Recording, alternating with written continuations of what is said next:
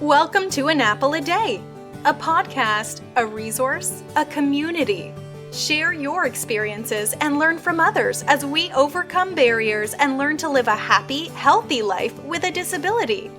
Welcome to the community. Here's your host, Jimmy Apple. Welcome to another episode of An Apple a Day. I'm your host, Jimmy Apple. How you doing today, my friends? How you feeling? You feeling good? You feeling strong? You doing better than you did yesterday? Excellent. You can't ask for better than that. How you making out with your medications? You still taking your medications the way you're supposed to? You still doing your physical therapy? You still doing your doctor's appointments? Or you still doing them virtually? Don't forget, it's still allowed by the insurance, so take advantage of that. Take advantage of doing your virtual appointments. It's much easier on you. It saves you a bunch of time, and it doesn't cost you anymore. So, it's the same amount of money as if you went to the office. And, hey, it's convenient. I'd rather go to the doctor at my dining room table than to have to get in the car, drive 20 miles to go to the doctor's office, sit in the waiting room, wait 15, 20 minutes in the waiting room, to go in to see the doctor for 5 minutes, to go back out, drive 20 miles to go home. Think of all the gas you save and the time. So I would continue with the virtual appointments. Before we begin, I want to remind you that An Apple a Day is brought to you by www.famousapple.com. Famousapple.com is the home site for this podcast, so if you get a minute, check it out. While you're tripping around the web, make sure you stop by famousapple.com/group. That's our Facebook page, our group page on Facebook. It's titled Living with a Disability. Over there, there's some conversations going on, nice people from around the world. So go over there, check it out. Maybe you can answer some questions for people. Maybe you have a question you want to ask. If nothing else, make some new friends. But go over there, check it out. That's famousapple.com/group. It's Living with a Disability. We have got a good one for you today. But before we start, I want to congratulate two very dear friends of mine, actually three. They are Sid and Kristen Ragosa and Tamara McDuff. They make up the podcast Rethinking Business, Success Sauce, and Two Pickles. That's right. Now, you may remember last year, they interviewed me on the radio up in Rochester, New York. Well, since then, they've started a podcast under the same name. Rethinking Business, Success Sauce, and Two Pickles. They even made me an honorary pickle. That's right, I'm an honorary pickle. You can call me Jimmy Apple Pickle. Jimmy Apple Pickle. That's got a ring to it. I even have a certificate hanging on my wall in my studio here. But they started a new podcast. They put out a quality podcast. And I mean quality. If you heard some of the new podcasts that are out there right now, pardon the expression, they're crap. But Sid, Tamara, they put out a quality podcast. They take the time, they research their information, they edit their podcast, and they put it out. They're consistent, good quality. And you can find them on any podcast platform. But here's the thing. They just celebrated their 10th episode. Now, you may be saying 10 episodes. That's a big thing when you're putting out quality podcasts. You get some of these people that are putting out 30 podcasts in a week, but they don't edit, they don't research, they're on there laughing, giggling, cursing, screaming.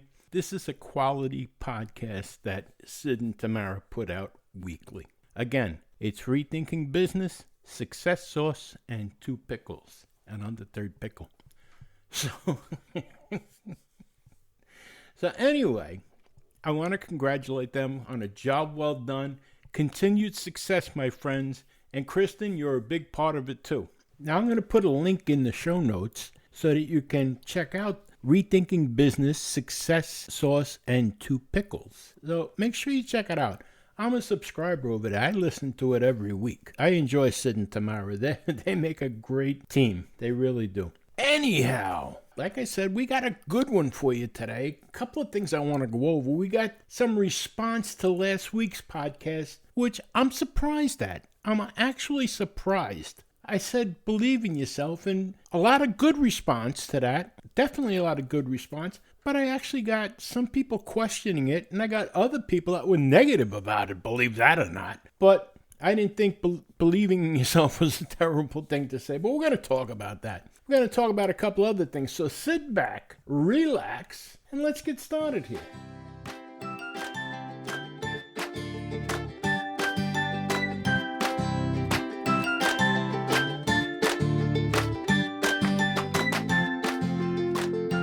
I'd like to talk a little bit about COVID-19.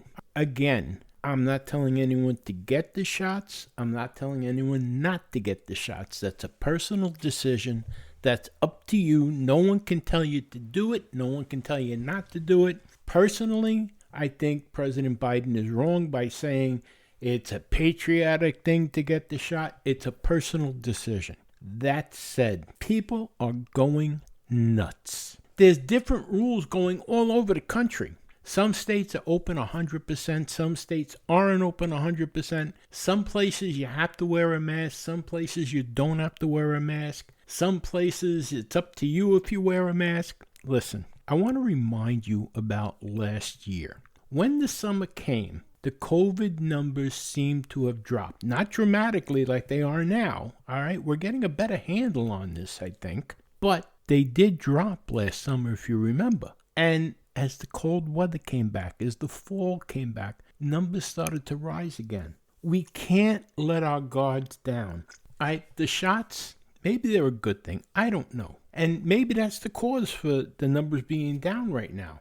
But the shots are not the be-all and end-all. They're another arrow in your quiver. They're part of your ammunition to fight this pandemic. Every day, if you watch the news every day, there's somebody else has a different take on what's going on and what you can do and what you can't do. For example, my wife went to the store, the local store here. Big sign on the front door, no mask, no service. She goes into the store, she has a mask on. The person behind the counter doesn't have a mask on. They said, oh, we don't have to wear them anymore, but you still got the sign on the door. There's no continuity there. What I'm suggesting, this is only my suggestion. I'm not saying anybody else said it. This is my suggestion, especially for us as disabled people. I go out, I still wear my mask. No matter where I go, I wear my mask. Now, in New York here, it's still mandatory to wear the mask into medical buildings, public transportation. Certain stores require it. So it's up to the individual businesses, I guess, now. But for me, wherever I go, wherever there's people, I'm wearing the mask simply because I want to protect myself and I want to protect other people. Now, again, I'm not saying anyone else mandated this. This is just me. I want to keep myself safe. I want to keep my family safe. I don't like going into crowded areas. Some people are like, woohoo, throw the mask away.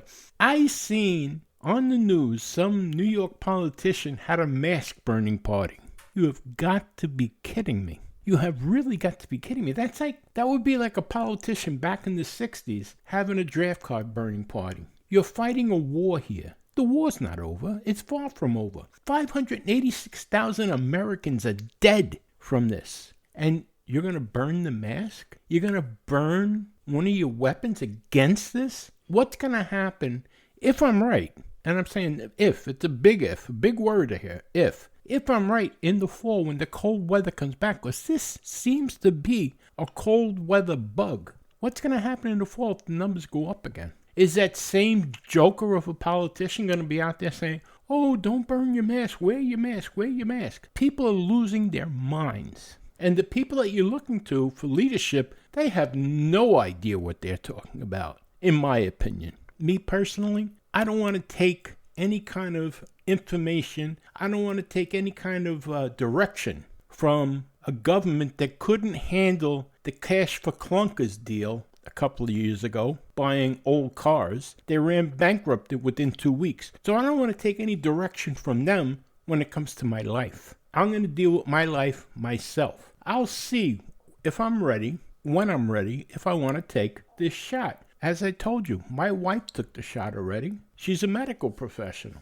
Well, she knows better than I do, but I still don't feel comfortable with it yet. But that's just my opinion. I'm not forcing that on anybody else. I'm not telling anybody else that I'm right. It's right for me. but don't let anyone else tell you that you have to do it if you don't feel comfortable doing it. And please, for your own sake, for the time being at least, continue to wear the mask, continue to social distance, continue to wash your hands frequently. It can't hurt, right? It can't hurt. It's not going to kill you to wear the mask. It may kill you not to. Please, my friends, be safe. Keep yourself safe. Keep your family safe. And don't go with mob mentality. All these nuts that are running around burning masks, what are they, crazy? They gotta be. That's like being in the middle of a war and saying, I don't want to fight anymore. Here's my gun. Now you're a sitting duck. Don't be a sitting duck. Protect yourself. Keep yourself safe. Stay sharp. All right? I just wanted to say that. Let's move on here.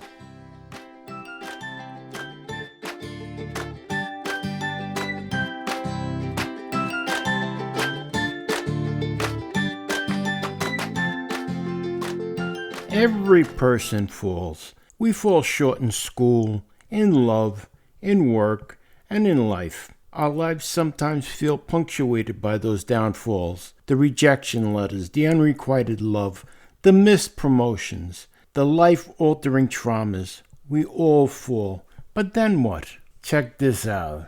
In the spring of 2007, college junior Michael Murphy had it all. A stellar academic record, a vibrant social life, a coveted internship planned for the summer, and a dream to eventually serve as a Marine. But in just 1.6 seconds, the course of his life was irreversibly altered when he fell off a roof. As Michael grapples with his new existence in a wheelchair and begins the long, arduous journey through rehabilitation, he weaves the story of the aftermath of his accident with memories of his childhood and upbringing, creating an intimate narrative about who Michael Murphy is, and why we want to rally behind him. Although Michael had a steady support system and overall positive attitude towards his recovery, he doesn't sugarcoat the challenges he faced either.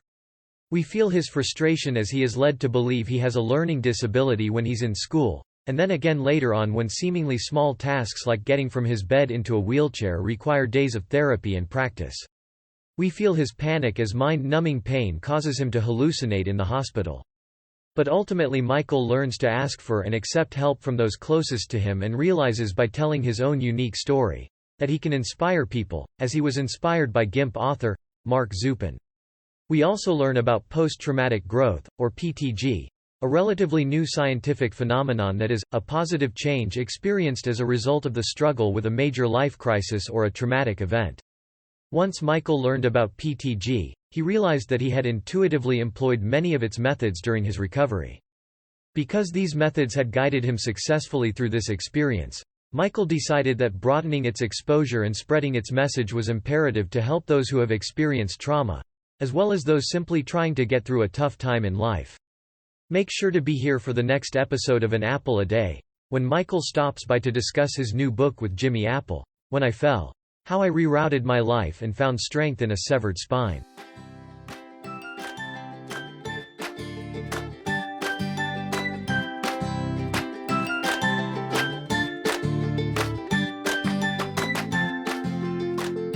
Make sure you don't miss the next episode of An Apple a Day. This book by Michael Murphy, When I Fall, is phenomenal. You're not going to want to miss this interview. Last week, I brought up the fact that you should believe in yourself. I said start today and never stop believing in yourself. And I got a phenomenal response. I got a lot of good responses. People saying, believe in what you say, believe in what you do.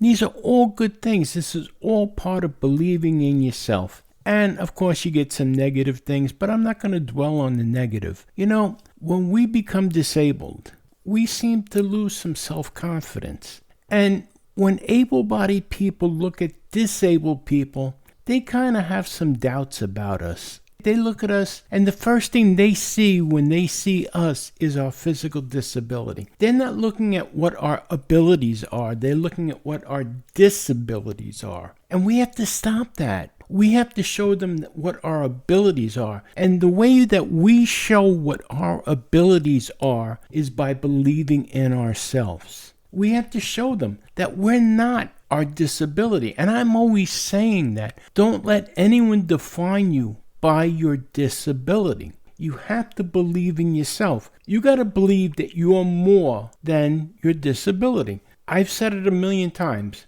I'm in a wheelchair. I have one leg. I've had strokes. I've had heart attacks. I've got nerve damage. I'm more than that. I am more than my wheelchair. I'm more than having just one leg. I'm me. I'm Jimmy. I'm Jimmy Apple. I'm a human being. I have a lot more going for me than this wheelchair.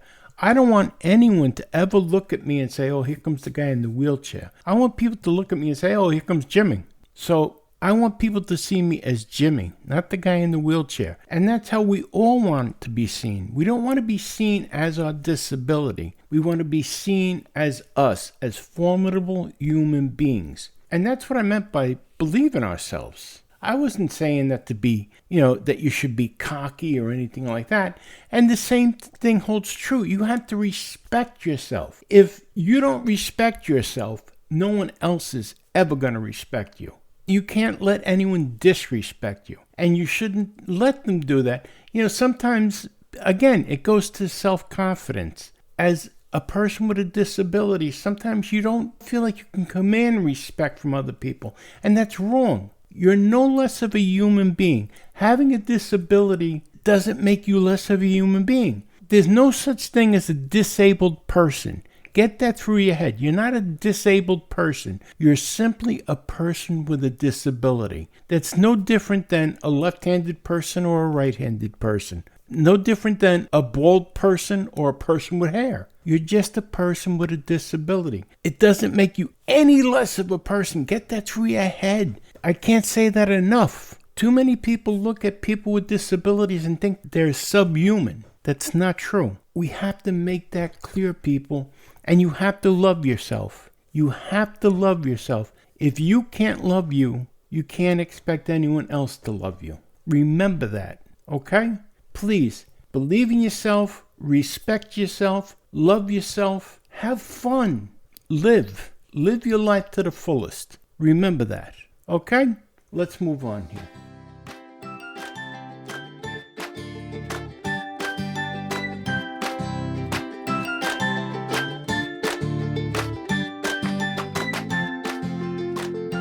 I'd like to thank you for stopping by today, and I want to give you some updates on what's going on. For anyone that stopped by Famous Apple lately, you've noticed that things have kind of come to a standstill. Well, that's because we've hired 2 web designers and we fired 2 web designers. As of May 20th, we hired a 3rd web designer, and they're starting work as of May 20th on the website. So hopefully 3 times a charm, we'll have a new website shortly. It's unbelievable, my friends, trying to find people that do want to work and know what they're talking about. Now, there are some big changes coming to the podcast itself, and that I know is going to happen correctly because I have my hands on that, and we have some new programs going on here, and you'll see some of it in the next episode of An Apple a Day. So that's kind of exciting news. So stay with us, and don't forget, next episode we had the interview also with Michael Murphy on his new book, When I Fell. That's an exciting book, a great story. You're not going to want to miss that. So please be here on the next episode. See what we have new. Don't miss the interview with Michael Murphy. And remember this, my friends, things can always be worse. No matter what, things can always be worse. Right now, there's somebody somewhere wishing that they were in your position. So things can always be worse. You've been listening to An Apple a Day. My name is Jimmy Apple. I'll talk to you next time. Have a great day. Thanks for listening to An Apple a Day with Jimmy Apple, your gateway to a happy, healthy life. Join our community at www.famousapple.com. See you next time.